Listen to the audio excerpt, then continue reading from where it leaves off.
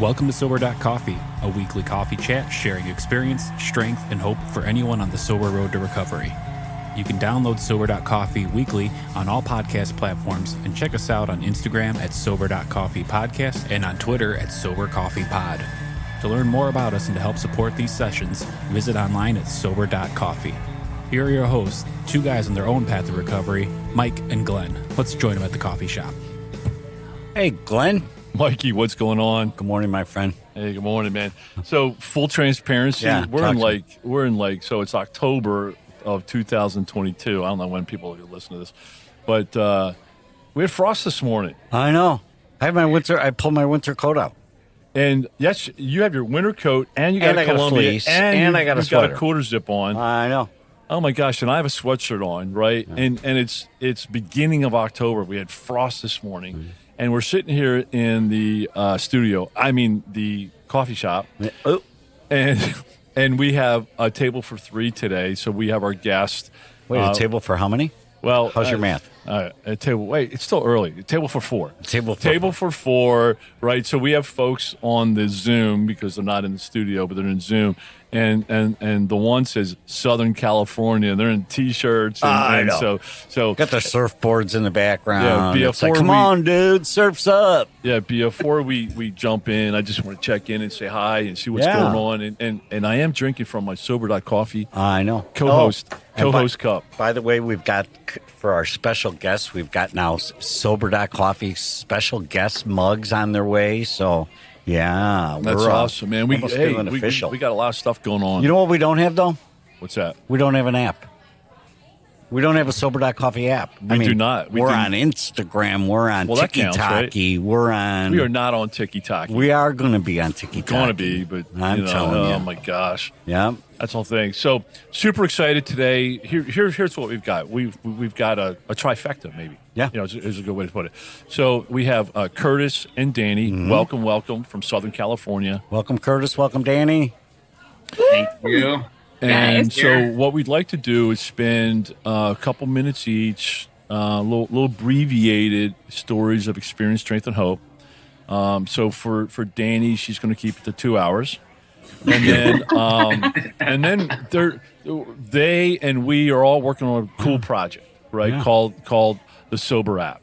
So what we want to do is just leave a couple minutes at the end to kind of highlight the Sober app. I see Curtis in the background. We're not on video yet, man, but we're going to be. I know. You have committed we're going to video. I know we're going to video. We'll have a YouTube channel soon, so we'll be able to learn a lot about and see Sober app in awesome. Action. Yeah. Well, as of now, Curtis has the Sober app framed in the background. Yeah. Danny's got her Sober app swag on, and so we're looking forward to talking about that. So, Curtis and Danny, welcome. Looking forward to hearing your stories. Indeed. Danny, ladies always go first. Yep. Well, thank you. Experience, strength, and hope. What it was like then, what it's like now. So first and foremost, I always like to say thank you to the newcomer that might be here listening, because I think that was one of the biggest things for me was surrendering and taking that first step and just sort of listening in the background to all the things that people had to say about their recovery. So if you're here new and listening, I'm super proud of you. Boom. So for me, my childhood was tough. A lot of abuse, a lot of exposure to drugs, hard drugs, alcohol, the whole nine. I lived that way from the time I was 6 until I was 12. My parents got divorced, and by then I had my experience at drinking for the first time at 12 years old.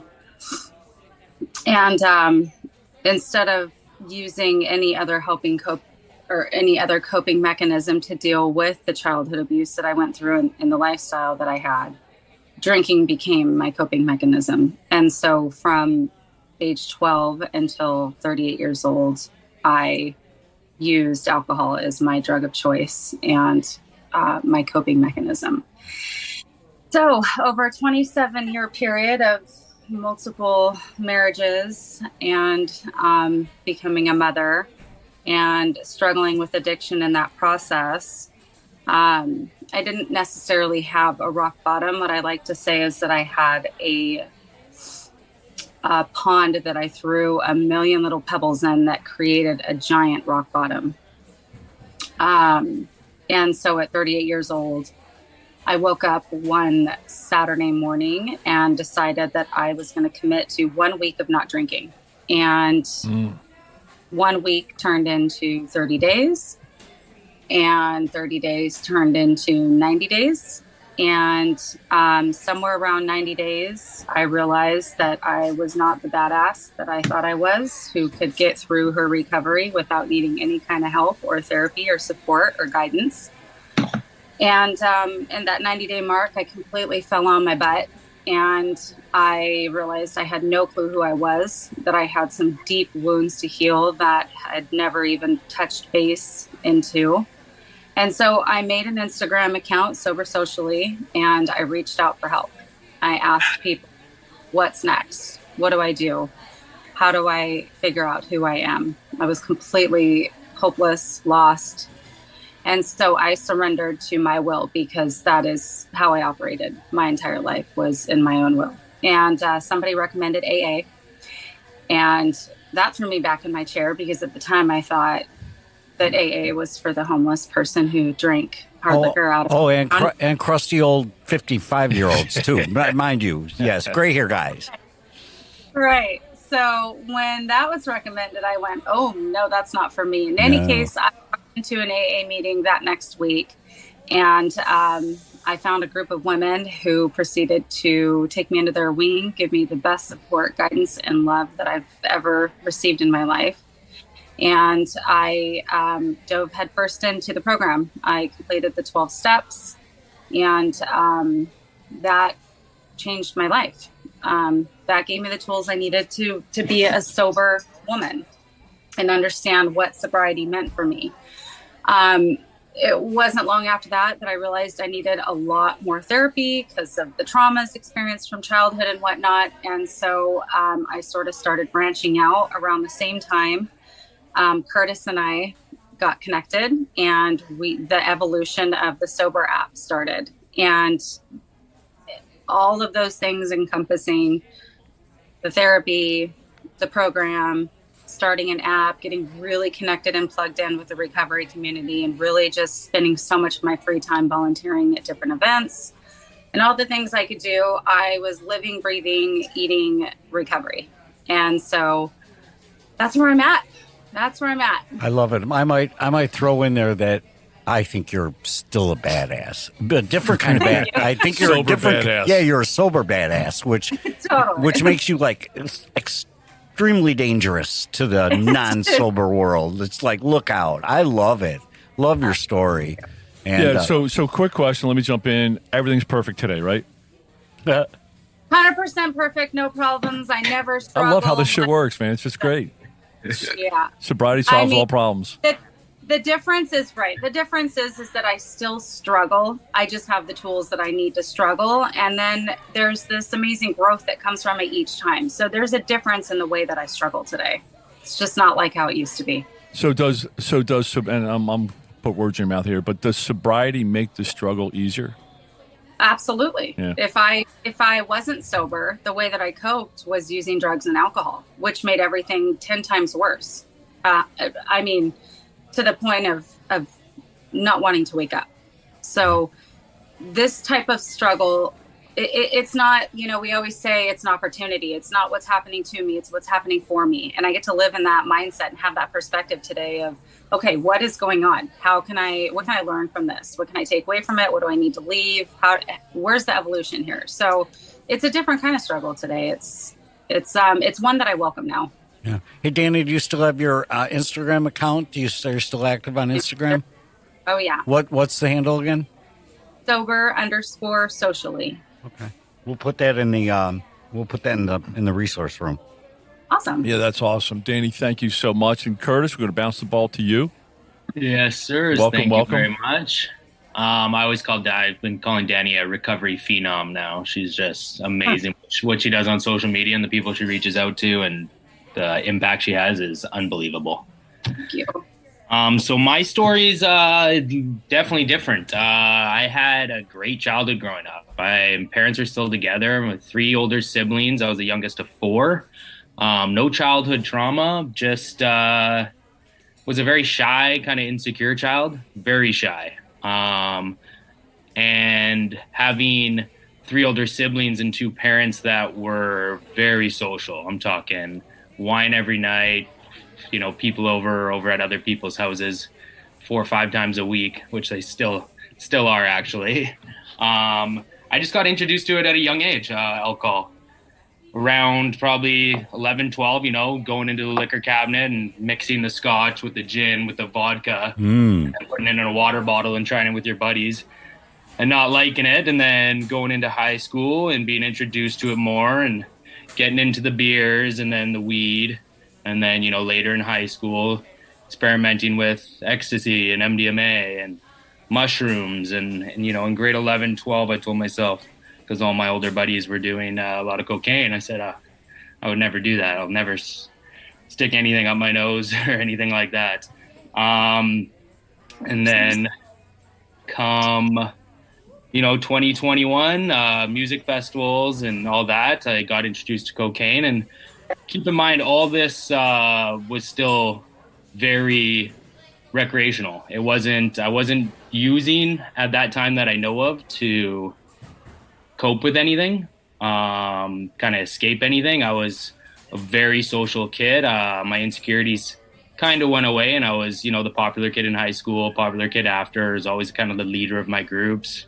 Always had wicked jobs or owned businesses, and that was up until 23, 24. I got mixed up with the wrong crowd as a entrepreneur and got into a little bit of trafficking of marijuana up in Canada, and just hanging out with the wrong guys at the wrong time. And come 2015, I was busted. I was in a hotel room with some friends, and they had a bunch of stuff on them, and the Drug Enforcement Agency kicked the door down, and I was just hanging out with them in the wrong place at the wrong time.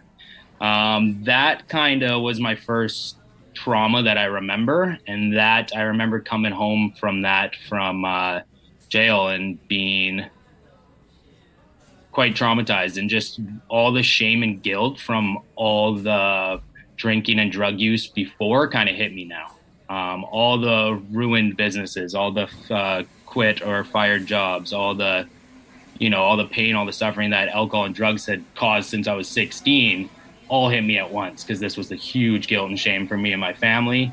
And I remember coming home that day. I went over to my parents' house, and I went back down to my place in downtown Vancouver, and I called my guy, and that was the first time of the next 5 years that I started using cocaine as a medication to cope with all my trauma, guilt, and shame that I had built up over the last 10 years of use.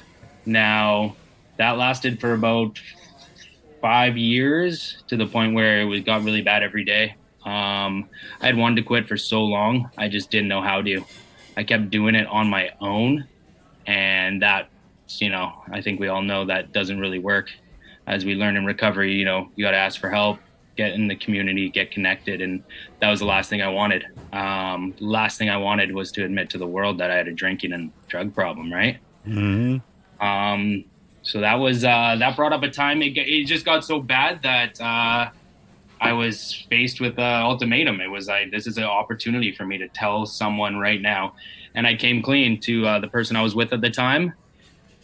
And I remember the weight of the world coming off my shoulder that day. After crying for about 3-4 hours, it was, holy crap, that this is done. I've done it. What I soon realized, staying 3 weeks sober, instantly stayed 3 weeks sober, was super easy for me. I soon realized that I was doing it for them and not me. Doing it for my siblings. I was doing it for everyone who knew. The person I was with at the time, my best friends who are all new, my brother, my sister. And the moment I was left alone, what do you think I did? Boom, relapsed. Sure.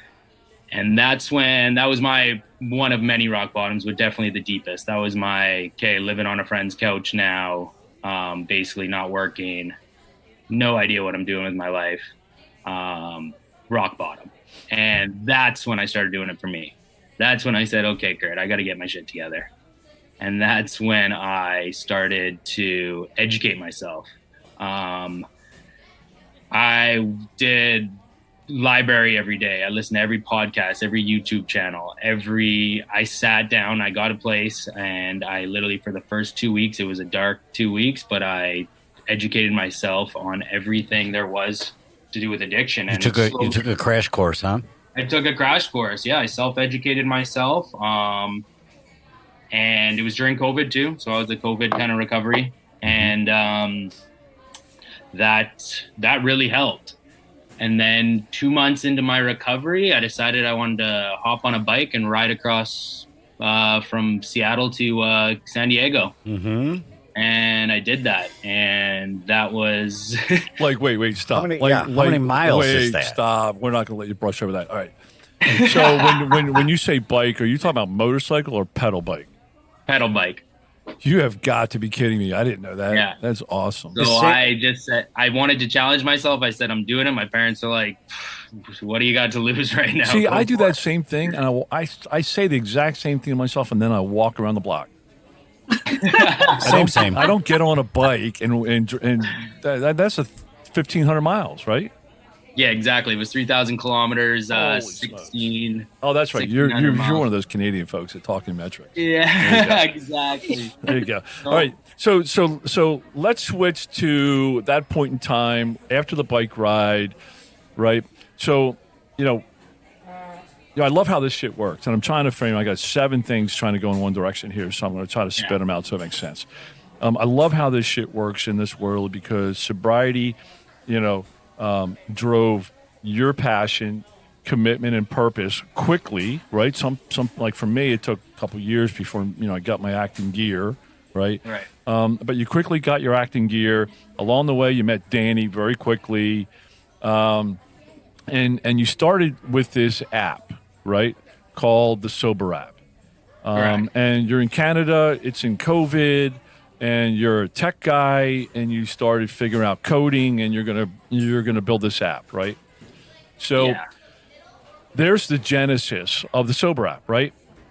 Well, and I heard the genesis in your story because when you needed help, you're a tech guy according to Glenn, but you turned to technology. For me, I needed help. I walked through a door of a room. That's what I was told to do. I didn't know anything about YouTube or TikTok or Instagram, or I didn't know anything. I didn't turn to those. I still don't. You're right. but I heard technology, and what I love about this having you on today is that that's where we need to be for the next generation. I mean, and definitely it positively need to be available in those spaces for them to grab a hold of. You just you go out into public or even in homes these days and just look around. How many people are on their phones? Yeah, they're walking through Target with a shopping cart, 2 kids, and they're still on their phone. Right. And let me just say this: so when I started my sober Instagram account 2 weeks into my sobriety, Dani was the 5th person I followed. Oh wow! And she had such a huge impact on me that when I was on my bike ride, I was like, hey, maybe I'm going to start a podcast along this bike ride and meet up with sober people along the way. Oh, and Dani was one of the first people I reached out to. Said, hey, I'm biking down to San Diego. She's like, hell yeah, let's do it.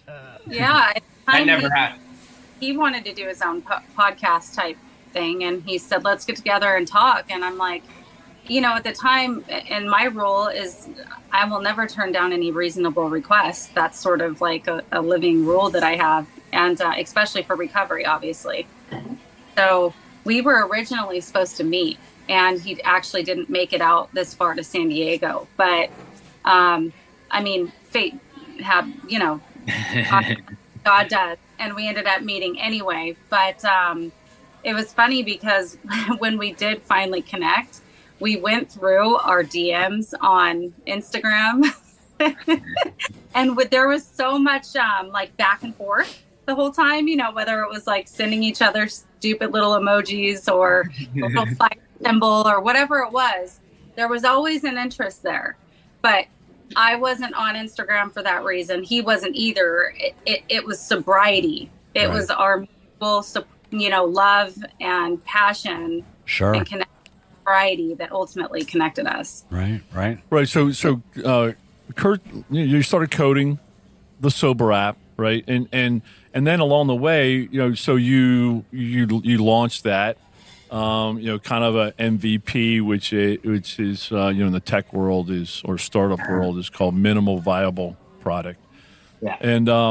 And like quickly connecting with people out there in the sober world and we'll highlight the Sober app here in a second, but and then Mikey and I jumped on and you guys wanted like Sober.Coffee to be part of the Sober app. Yeah. Collaborators, right? Content. And we're like, sure, let's jump on. So we've had some conversations, right? And what I saw immediately with both Danny and Curtis was your passion and your commitment and your purpose for sobriety, and maybe more importantly, the people that are on the sober path, right? And that's kind of what you and I are about, Mikey. So we had some conversations, and then what I really liked is and now is Kurt, I won't answer. Let me bounce it to you. And what's your vision in a couple sentences for the Sober app? There's just so much to fit into 2 sentences, but basically we want the Sober app to be a safe space where anybody suffering with addiction can go to recover virtually. So everything from meetings to education to resources to community to everything you need, you can get it on the Sober app. And not just people suffering, but people who maybe already have some time and want to stay connected to other people. Right. And also offer the mental health aspect within the app as well. The connection, the resources, the help. Right. So I'm hearing, a comprehensive tool, or a comprehensive app, right, focused on sobriety that includes tools, community, and support for anybody on the sober path and recovering. And it's not just alcohol, right? It's drugs, right? Yep. It's for recovery from everything, right? So it's comprehensive. Yep. So I know there's some apps out there, and each app might do one or two things, right? Some might have a day counter, and some might have a meeting finder, and some might have a community. And so what the Sober app is doing is looking to combine all 12 of them or 10 or 14 of them into one comprehensive resource. Right. Now, what you said plus about 10 other features that no one else is doing. That's amazing. That's amazing. We like to say it like one of our partners did. What's out there is a Kia Optima of apps, and we're going to come out with a Mercedes Benz. So we're just going to really shake the market up with resources that aren't out there yet that are so needed. Right. So there's an app out there now. I know we have a link on our, we put a link up on our website to getting the Sober app on Google and as well as Apple. Is it up and it's up and operational in this MVP status right now? And then, and so it's full functioning and it's an app that people can go download today. But when is this next generation timeline? That is a great question, Mike. That's a great question. Yeah. So here's kind of, again, I love how this shit works, right? So, when we connected and I'm getting to know Danny and Curtis and I'm like, well, there's a tech guy, right? And there's a marketing genius, right? And so I started asking questions about the business side of it, right? And like, okay, this is great, but Mercedes costs money, right? So how is all this going to work? And so they're like, well, we're going to try to figure it out. And I raised my hand. I'm like, well, I happen to know how to raise capital and I know some things about business. So I raised my hand. I was like, hey, let me jump in and see if I can help on the business side of it. So today we're working together You know, in kind of today, you're asking timelines. We don't specifically know today, but I would say today we're working on corporate formation in California versus Canada. So we're working on that. Working on business plans, financials, because no margin, no mission. Right? That's my favorite line. Right? Yep. We're connecting with investors. So if anybody's listening and you want to invest in recovery, invest in sobriety, invest in helping others, this is a cool way to do it. And then on the tech side, right, we clearly see like the mobile app today has been an MVP, right? It's kind of initial launch. And what we've learned from that launch is, you know, the driving demand of, you know, tools out there. And so that's one thing. Secondly is, you know, Danny's and Curtis's ability to connect with people in the sober community and collaborators and people that have influence and, you know, people that are committed also and share the passion and commitment of sobriety, right? And I mean, that is just explosive. And so what you know, Curtis mapped out from a tech side is, hey, this is what we can be. This is what we should be. This is what the Mercedes looks like. So we're engaging with an international, one of the largest or the largest mobile app developers, you know, and we're getting ready to launch with them and start doing the discovery phase and mapping all this out, and maybe, you know, 6 months, Mike, maybe. Okay, but I'm seeing 3 alcoholics in a room. Can't you get this done in 6 days? I mean, I don't understand the delay that's here, why it takes most people 5 years, and we're doing it in 6 months. Yeah, right. No, that's fantastic. That's fantastic. So, but today people can begin to experience at least pieces of the functionality with the current app. Good way to put it. Small pieces. It'll be nothing like what we have now, but it is small pieces.